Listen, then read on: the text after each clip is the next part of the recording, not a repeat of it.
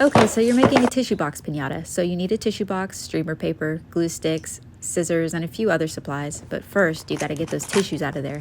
Even given the current global condition, tissues make a pretty sad party favor. You're gonna be needing some construction paper to cover the outside of the box, but especially the top and the bottom where we won't be adding any streamer paper. Here, I'm cutting the paper to fit, but leaving a little extra so that it can wrap around the edges of the box. Here, I'm just double checking to make sure I didn't cut the paper too small. Then I traced around the box so that I knew where the paper would need to wrap around the corners. Next, I put some small cuts in the paper so that when I fold it up around the edge of the box, it doesn't get bulky. Using the cuts that I made on the first paper as a guide, I went ahead and did the same to the second page. And now I'd like to introduce you to the true MVP of this whole operation, this Elmer's glue stick. Elmer, can I call you Elmer? Elmer, you made sure that everything in this whole project came together nicely, and I mean that literally.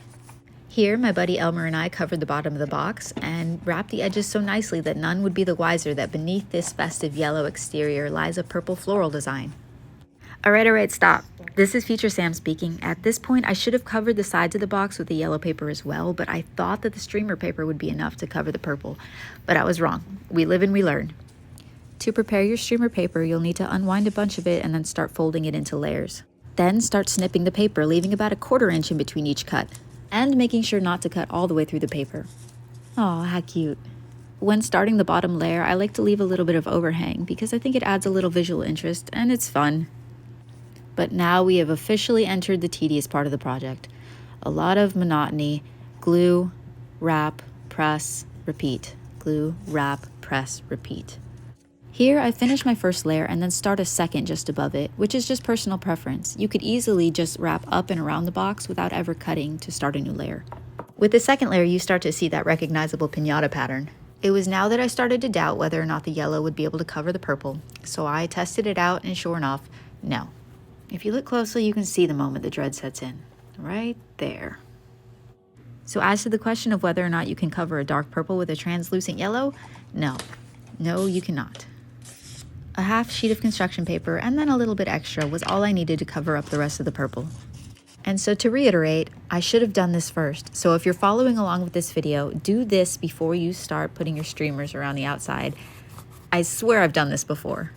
Would you look at me, so proud of solving the problem that I created. Thumbs up. And now we return to our previously scheduled programming: glue, place, press. She's coming together. It's now that I'd like to mention that these make a great personal piñata for a friend. Or if you're a broke mom in your Pinterest era and a bit of a masochist, you can make about a dozen of them and hand them out as party favors at your son's 5th birthday party, but I wouldn't recommend it. Okay, before this next step, put your candy in the box, because we're gonna add the top back on there, reinforce it so we can hang it up, and then cover it up with the yellow paper. So this is your last chance. Do it now. I used 2 popsicle sticks and a hot glue gun to add that reinforcement under the top, and then a zip tie to add a loop for hanging up the piñata later. I stuck the stick I stuck, and upon that stick, I stuck a second stick. Like most glue guns, mine takes a minute to get hot, but we're patient because a hot glue gun performs better than a cold one, am I right? Now we have a nice strong anchor point for our loop. I used a zip tie to make mine, but you can use anything you have really. String or pipe cleaner would work nicely as well. I used a pair of scissors to poke a couple holes, fed the zip tie through, and then zip, making sure to leave enough room to feed the string through later. If you've already stuffed your box full of goodies, you can put the lid back in the box and glue it into place. And it works! By golly, we did it! And now we'll be covering the top of the box with the yellow paper as well, but first we need to cut a hole where our loop will poke through. And glue her on there. It's at this point of the project that you can expect to feel equally proud of how far you have come and resentful of how far you have left to go.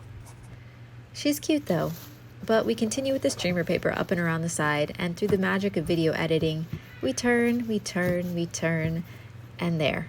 I like to place one final layer of streamer paper on the top, right on the edge, so that you can fold it over the side. And she's done. Just kidding, one more thing. Not one known for my propensity to leave well enough alone, I'm going to add a bit more streamer paper to the bottom, just to zhuzh it up a bit. I chose 2 contrasting colors which fit the theme that I was going for, which was, wait for it, Batman! With a logo cut from a party plate and a bit more glue, we have a piñata. Good job, guys.